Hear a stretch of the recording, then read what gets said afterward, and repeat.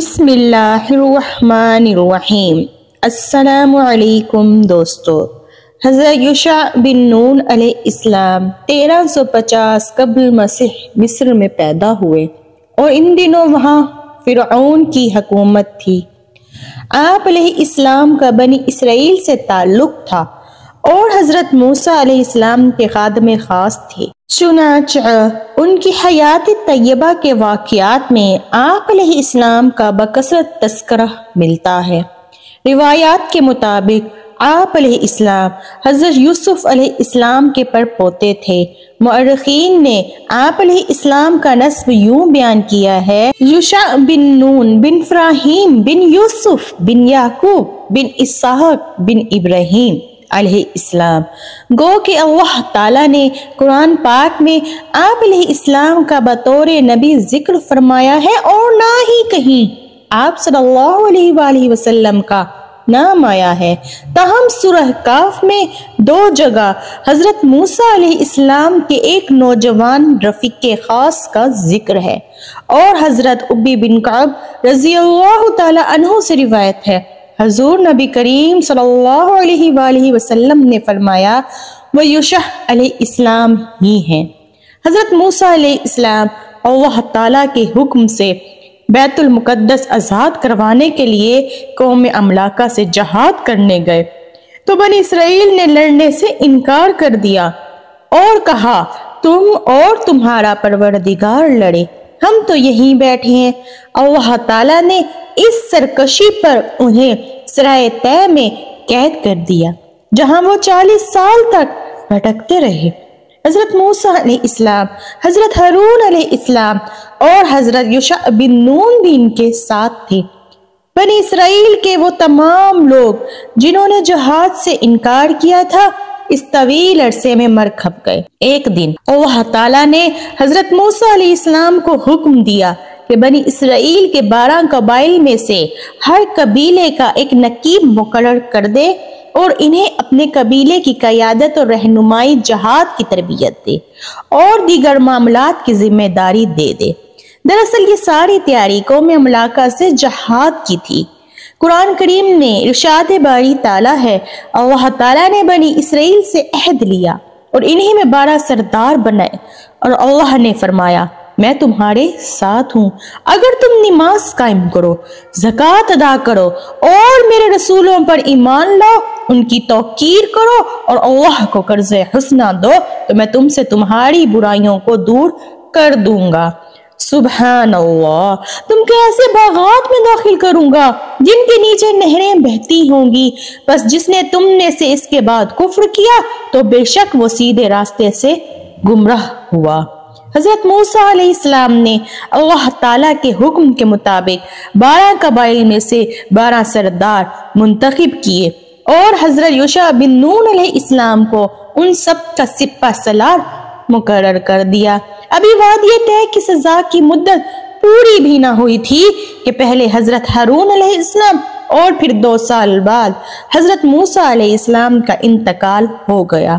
تاہم حضرت موسیٰ علیہ السلام نے انتقال سے قبل حضرت یوشع علیہ السلام کو اپنا جانشین اور خلیفہ مقرر فرما دیا تھا۔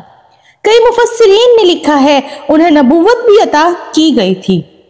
حضرت یوشع علیہ السلام نے سپہ سالار کی حیثیت سے بیت المقدس کی آزادی کے عظیم مقصد کو سامنے رکھتے ہوئے بنی اسرائیل کی جنگی تیاری زور و شور سے جاری رکھ دی۔ بنی اسرائیل کو وعدہ طے میں اللہ تعالیٰ کی جانب سے من و سلوہ مل رہا تھا، ان کی کوئی معاشی سرگرمی تو تھی ہی نہیں، سو انہوں نے اپنا زیادہ تر وقت فن حرب سیکھنے میں صرف کیا اور جلد ہی جنگی دو پیچ میں مہارت حاصل کر لی۔ صحرائے طے میں قید کے 40 سال پورے ہوئے تو اللہ تعالیٰ نے حضرت یوشع علیہ السلام کو حکم دیا کہ بنی اسرائیل کو ساتھ لے کر ارض مقدس کی جانب جاؤ اور قوم عمالقہ اور دیگر سے جہاد کر کے اپنے آباء و اجداد کی سرزمین آزاد کرواؤ۔ بنی اسرائیل کی نئی نسل کو اپنے بڑوں کے جہاد سے انکار کی غلطی اور اس کی پاداش میں قید کا احساس تھا۔ پھر بیت المقدس تو ان کا اپنا وطن تھا، لہٰذا وہ خوشی خوشی جہاد کے لیے تیار ہو گئے۔ جس وقت حضرت یعقوب علیہ السلام اپنے 11 بچوں کے ساتھ کنعان سے ہجرت کر کے حضرت یوسف علیہ السلام کے پاس مصر جا رہے تھے، اس وقت ان کے ساتھ خاندان کے 70 افراد تھے، اور اب بنی اسرائیل لاکھوں کی تعداد میں حضرت یوسف علیہ السلام کے پرپوتے حضرت یوشع علیہ السلام کی قیادت میں اپنے آباء و اجداد کی سرزمین مشرک اقوام سے آزاد کروانے جا رہے تھے۔ سبحان اللہ۔ حضرت یوشع علیہ السلام بنی اسرائیل کو لے کر وادی طے سے نکلے تو اس وقت آپ علیہ السلام کے ساتھ بنی اسرائیل کے 12 قبائل کے 6 لاکھ سے زیادہ افراد تھے۔ حضرت یوشع علیہ السلام نے ان سب کے ساتھ نہر اردن پار کی اور اریہ کے مقام پر پہنچے، جو سب سے بلند اور مضبوط فیصلوں والا قلعہ تھا۔ بنی اسرائیل نے 6 ماہ تک اس کا محاصرہ جاری رکھا اور پھر ایک روز قلعے کی دیوار کا کچھ حصہ گرا کر شہر میں داخل ہو گئے، جہاں گھمسان کی جنگ ہوئی۔ اسرائیل کی روایت کے مطابق شہر کا محاصرہ جمعے کو بھی جاری تھا کہ سورج غروب ہونے کا وقت ہو گیا، جس کے بعد ہفتے کا دن شروع ہو جاتا، جس میں بنی اسرائیل پر جنگ اور شکار وغیرہ پابندی تھی۔ تو حضرت یوشع علیہ السلام نے فرمایا، اے ہفتے کا دن، تو بھی اللہ کے حکم کا پابند ہے اور میں بھی، بس اللہ اس سورج کو غروب ہونے سے روک دے۔ تو اللہ نے سورج غروب نہ ہونے دیا، حتیٰ کہ حضرت یوشع علیہ السلام نے شہر فتح کر لیا۔ تاہم بعض روایات سے معلوم ہوتا ہے یہ واقعہ بیت المقدس کی فتح کے موقع پر پیش آیا۔ مسند احمد میں حضرت ابو ہریرہ رضی اللہ تعالی عنہ سے روایت ہے کہ رسول کریم صلی اللہ علیہ وآلہ وسلم نے فرمایا، سورج کسی انسان کے لیے نہیں رکا گیا سوائے یوشع علیہ السلام کے، جب وہ بیت المقدس کی طرف کوچ فرما رہے تھے۔ سبحان اللہ۔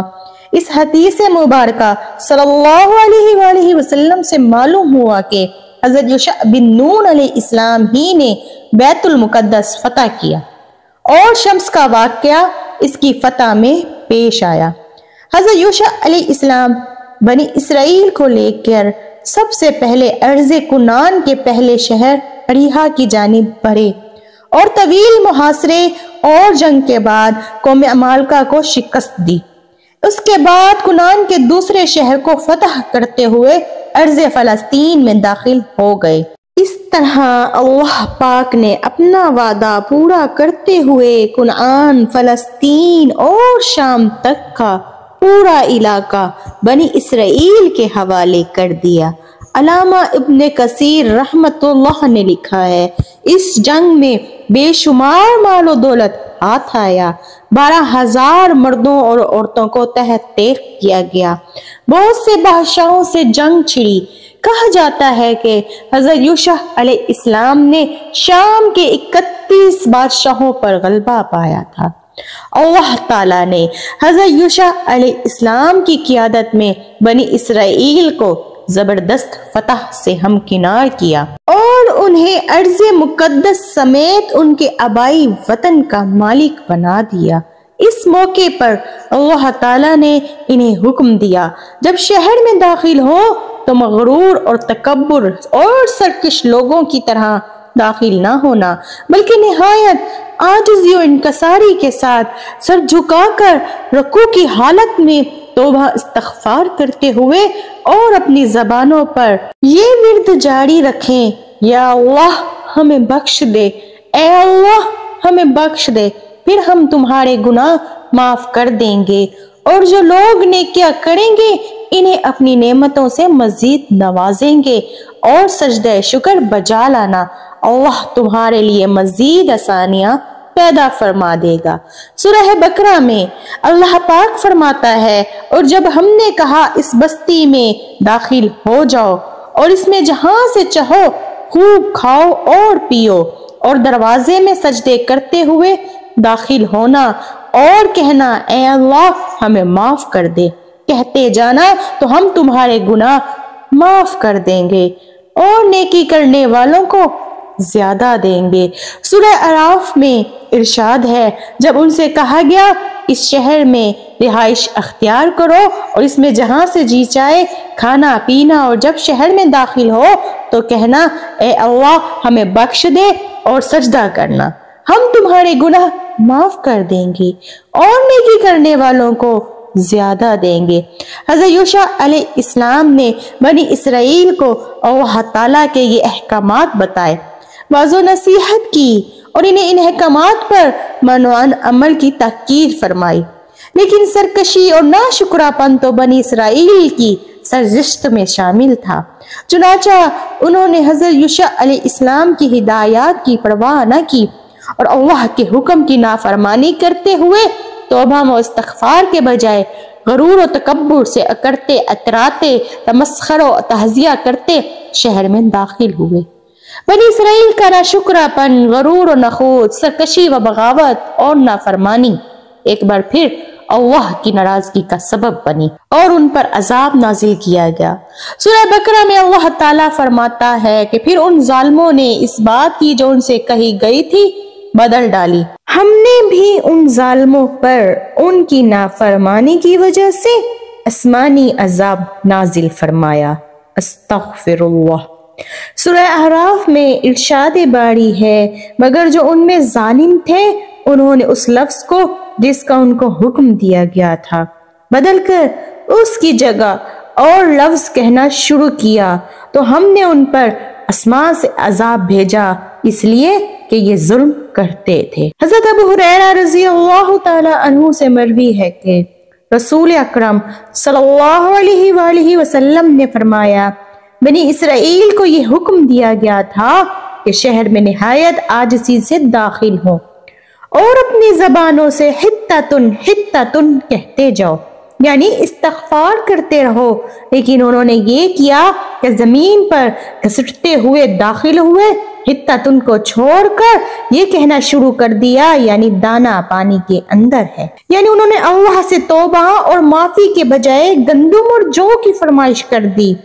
اس سے ان کی سرتابی و سرکشی اور احکام الہی سے تمسخر و استہزاء کا اندازہ کیا جا سکتا ہے۔ دراصل جب کوئی قوم اخلاق و کردار سے لحاظ سے زوال پذیر ہو جائے، احکام الہی کا مذاق اڑانے لگے، غرور اور تکبر، سرکشی و نافرمانی میں مبتلا ہو جائے، اپنے رسولوں کے احکامات ماننے سے انکار کر دے، تو پھر آسمانی عذاب کا آنا یقینی ہے۔ بنی اسرائیل پر جو عذاب نازل ہوا وہ طاعون کی شکل میں تھا، جس میں 70,000 لوگ مارے گئے۔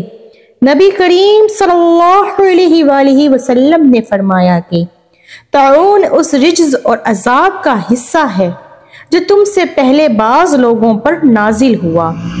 تمہاری موجودگی میں کسی جگہ طاعون پھیل جائے تو وہاں سے مت نکلو، اور اگر کسی اور علاقے کی بابت تمہیں معلوم ہو کہ وہاں طاعون ہے تو وہاں مت جاؤ۔ ان میں سے ایک جماعت جو حضرت یوشع علیہ السلام کی ہدایات پر عمل پیرا رہی وہ طاعون سے محفوظ رہی۔ سبحان اللہ۔ حضرت یوشع بن نون علیہ السلام کو اللہ پاک نے عظیم کامیابیوں سے ہمکنار فرمایا۔ بنی اسرائیل کا ارض مقدس پر قبضہ مستحق ہو گیا اور وہ اس میں اطمینان سے رہنے لگے، تو اللہ تعالیٰ نے حضرت یوشع علیہ السلام کو اپنے پاس بلا لیا۔ اس وقت ان کی عمر 127 سال تھی۔ آپ علیہ السلام حضرت موسیٰ علیہ السلام کے بعد 27 سال حیات رہے۔ آپ علیہ السلام کا انتقال ارض کنعان میں ہوا اور اپنے آباء و اجداد کی قبر مبارکہ کے پاس تدفین ہوئی۔ دوستو، اگر آپ کو یہ ویڈیو اچھی لگی ہو تو چینل کو سبسکرائب کر کے کمنٹ میں ضرور بتائیے گا۔ جزاک اللہ۔